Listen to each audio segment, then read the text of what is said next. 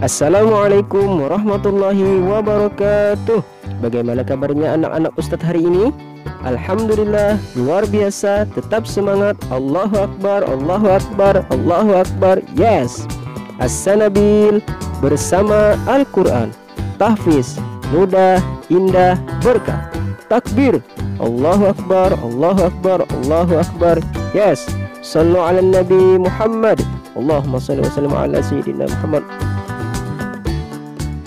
Nah anak-anak, kali ini kita kembali belajar sejarah kebudayaan Islam, yaitu masih di pelajaran yang pertama, Keperwiraan Nabi Muhammad SAW bagian 2. Sebelum belajar, mari kita baca doa dulu bersama-sama. Bismillahirrahmanirrahim.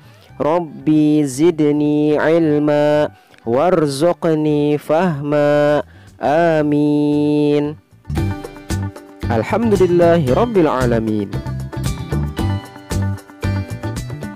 Keperwiraan Nabi Muhammad SAW bagian 2. B. Keperwiraan Rasulullah SAW dalam Perang Badar. Perang Badar merupakan perang yang pertama dan terpenting dalam sejarah Islam. Perang Badar ini terjadi karena adanya iri hati, cemburu, dan dendam dari kafir Quraisy dan Yahudi Madinah kepada umat Islam. Peperangan ini terjadi pada 17 Ramadan tahun kedua Hijriyah yang bertepatan dengan tanggal 8 Januari 632 Masehi. Peperangan ini terjadi di salah satu sumber mata air atau sungai kecil milik Badar. Karena itu peperangan ini disebut dengan Perang Badar. Dalam Perang Badar ini, jumlah kekuatan pasukan umat Islam hanya sekitar 317 orang, terdiri dari 86 dari kaum Muhajirin, 61 orang dari kaum Aus, dan 170 dari kaum Khazraj. Pasukan muslimin ini tidak mengadakan pertemuan khusus dan tidak pula membawa perlengkapan yang banyak. Kudanya hanya 2 ekor, yaitu milik Zubair bin Awam dan Miqdad bin Aswad al-Kindi. Untanya hanya 70 ekor, 1 ekor dinaiki 2 atau 3 orang. Sementara Nabi Muhammad SAW naik unta bersama Ali bin Abi Thalib dan Marsad bin Abu Marsad al-Ghanawi. Komando tertinggi dipegang oleh Rasulullah SAW. Bendera komando berwarna putih diserahkan kepada Mus'ab bin Umair. Pasukan muslim ini terbagi menjadi 2 batalion, yaitu batalion Muhajirin, benderanya diserahkan kepada Ali bin Abi Thalib, dan batalion Ansar, benderanya diserahkan kepada Sa'ad bin Mu'az. Sementara itu, kekuatan dari pasukan kafir Quraisy berjumlah sekitar 1.300 orang tentara, memiliki 100 ekor kuda dan 600 baju besi, serta onta yang sangat banyak yang tidak diketahui secara pasti jumlahnya. Komando tertinggi berada di tangan Abu Jahal bin Hisham. Ada 9 tokoh Quraisy yang bertanggung jawab terhadap kebutuhan pasukan. Sehari mereka menyembelih 9-10 ekor unta untuk mencukupi kebutuhan makan mereka. Dalam tradisi peperangan bangsa Arab sering dimulai dengan perang tanding. Dari Quraisy 3 orang maju, mereka adalah Syaibah, Utbah, dan Walid bin Utbah. Sementara itu dari Muslim, Nabi memanggil Ubaidah bin Jarrah, Hamzah bin Abdul Muttalib, dan Ali bin Abi Thalib. Ketiga jagoan kafir Quraisy tadi dapat dikalahkan oleh kesatria pasukan muslim. Setelah perang tanding selesai, maka terjadilah peperangan terbuka yang melibatkan banyak pasukan dari kedua belah pihak. Rasulullah SAW bersama sahabat Abu Bakar memberikan seruan semangat kepada pasukan muslim untuk terus berperang. Beliau bersabda, demi diri Muhammad yang ada di tangannya, tidaklah seorang di antara mereka berperang pada hari ini. Berperang dengan sabar, mengharap keridhaan Allah, maju terus pantang mundur, melainkan Allah memasukkannya ke dalam surga. Bangkitlah menuju surga yang luasnya seluas langit dan bumi. Allahu Akbar, Allahu Akbar, Allahu Akbar. Dengan seruan semangat ini, pasukan muslim semakin bersemangat dalam berperang melawan kafir Quraisy. Peperangan berkecamuk dengan sangat dahsyat dan serunya. Walaupun jumlah pasukan muslim sedikit, tetapi semangat juang membela agama sangat besar dan tinggi membara. Di samping itu, Rasulullah juga memohon kepada Allah untuk kemenangan dalam perang Badar ini berada di pihak pasukan muslim. Dengan semangat yang berkobar dan harapan untuk meraih surga seperti yang dijanjikan Rasulullah, pasukan muslim mulai menerjang pasukan kafir yang jumlahnya lebih besar dan banyak. Dari pihak kafir Quraisy sendiri justru sebaliknya. Mereka merasa khawatir dengan melihat semangat juang yang tinggi dari pasukan muslim untuk meraih surga. Mereka tidak mempunyai motivasi apa-apa dalam berperang selain rasa kebencian dan dendam terhadap Nabi Muhammad SAW dan para pengikutnya. Mereka berperang hanya untuk melampiaskan nafsu, dendam, dan kebencian belaka. Sementara itu, pasukan Muslim berperang demi agama dan surga yang dijanjikan. Akhirnya, peperangan ini dimenangkan pihak pasukan Muslim dengan terbunuhnya pemimpin kafir Quraisy, yaitu Abu Jahal bin Hisham. Kemenangan perang Badar ini ada di pihak orang-orang Islam dengan gemilang. Abu Jahal tewas dan 14 tentara Islam gugur sebagai mujahid yang terdiri dari 8 kaum Ansar dan 6 kaum Muhajirin. Perang Badar ini juga dikenal dengan Yaumul Furqan, artinya hari yang membedakan antara yang hak dan yang batil. Jika dalam perang Badar ini umat Islam kalah, lenyaplah Islam untuk selamanya. Dengan kemenangan ini, kedudukan umat Islam semakin kuat dan kokoh. Orang-orang Yahudi merasa sedih dan kecewa, serta membuat keonaran di kota Madinah. Sementara itu, kafir Quraisy dengan kekalahan ini sebagai pukulan yang berat dan memalukan. Demikianlah akhir dari babak peperangan antara kafir Quraisy yang selalu berusaha untuk menghalangi dan menghancurkan Islam dari muka bumi ini. Tetapi dengan kekuatan yang dimiliki oleh pasukan Muslim yang hanya sedikit dan kecil, ternyata dapat mengalahkan pasukan yang besar dan perlengkapan yang serba mencukupi.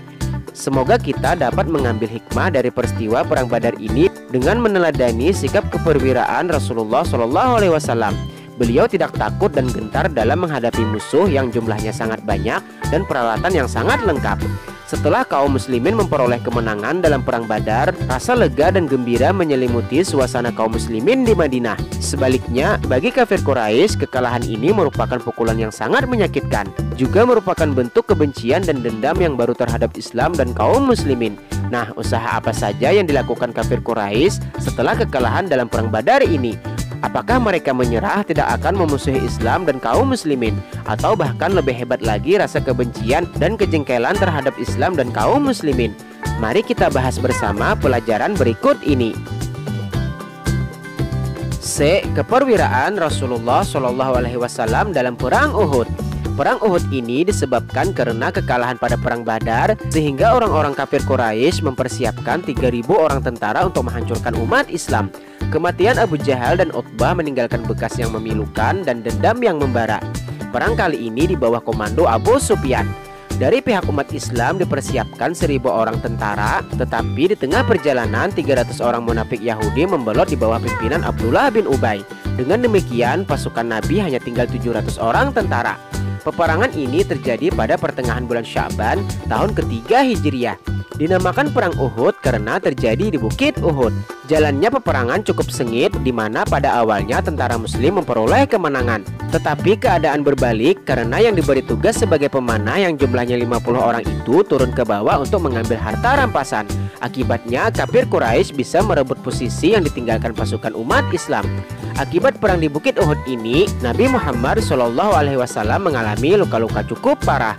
Sejumlah 70 orang tentara Islam gugur sebagai syuhada. Dari pihak kafir Quraisy tewas 23 orang kafir. Hamzah bin Abdul Muthalib, paman Nabi Muhammad SAW, gugur dalam perang tersebut.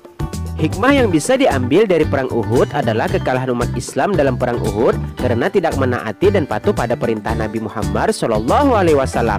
Pasukan pemanah ini tergiur dengan harta rampasan dan kehidupan duniawi lainnya. Seandainya mereka taat dan patuh, niscaya kemenangan gemilang sudah di tangan umat Islam. Itulah akibat tidak disiplin dalam penjagaan daerah pertahanan, sehingga dapat direbut oleh pihak musuh. Kebanyakan para penjaga pertahanan ini tergiur dengan harta rampasan yang sangat banyak jumlahnya. Mereka meninggalkan daerah pertahanannya demi mendapatkan harta rampasan yang ada di bawah bukit. Sementara itu, pihak musuh mengetahui peluang untuk memukul mundur dari daerah pertahanan.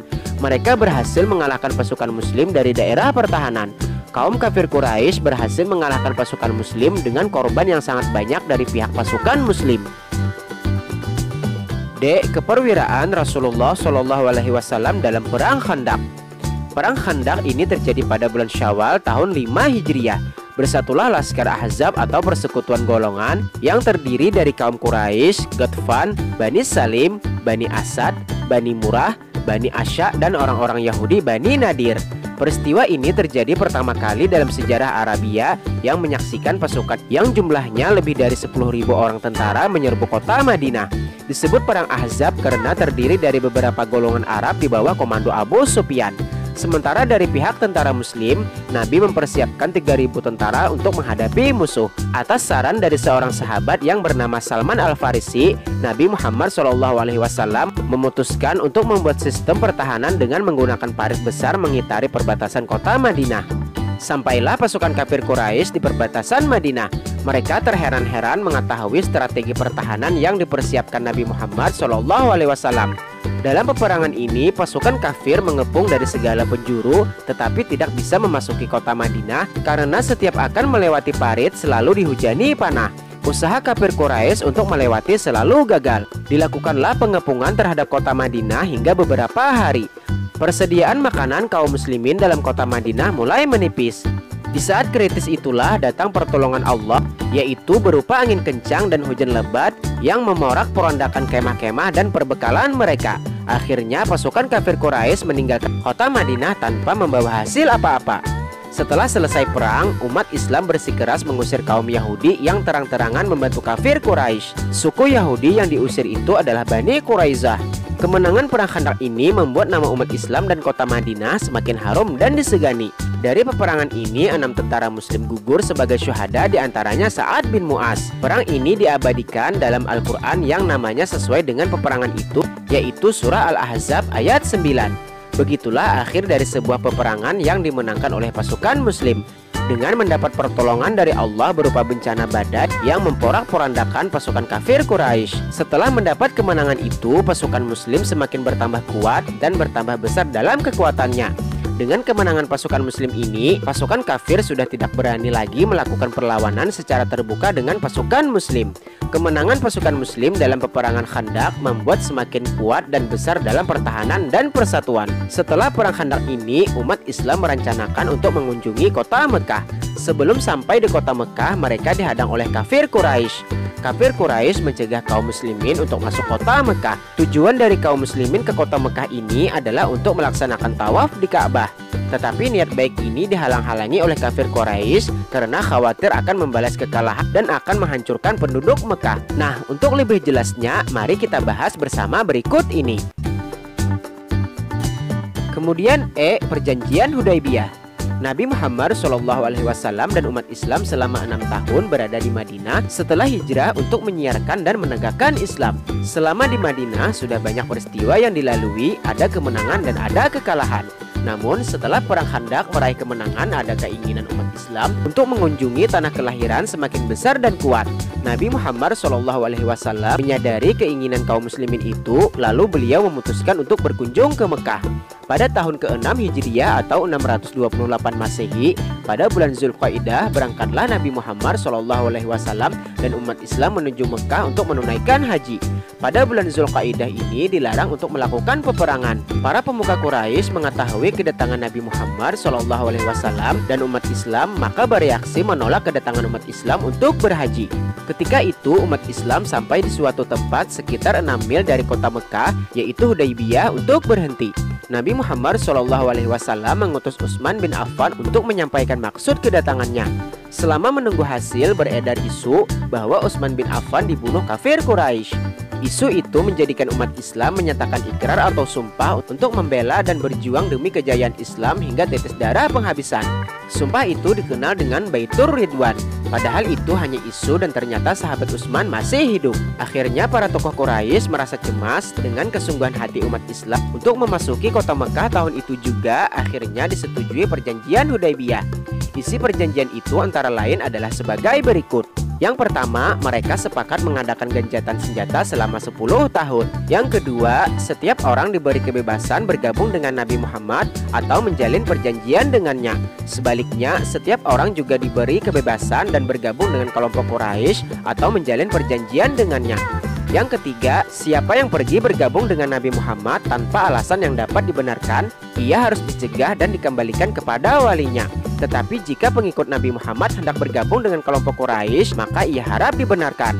Dan yang keempat, pada tahun ini Nabi Shallallahu Alaihi Wasallam dan umat Islam harus kembali ke Madinah, diizinkan menjalankan ibadah haji tahun depan dengan syarat tidak boleh lebih dari 3 hari dan tanpa membawa senjata.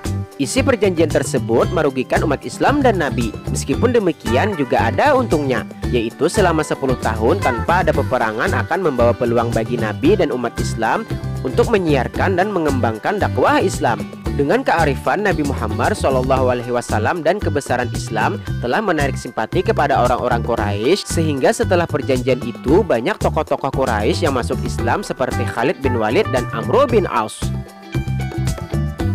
Mahfuzat. Idza sadaqal azmu wa dhahas sabilu. Jika kemauan seseorang itu kuat, maka akan jelas jalannya. Alhamdulillahirabbil alamin. Nah anak-anak, untuk pelajaran kita kali ini cukup sampai di sini dulu. Semoga apa yang telah kita pelajari bermanfaat dan berguna untuk kita semua. Wabillahi taufik wal hidayah. Assalamualaikum warahmatullahi wabarakatuh.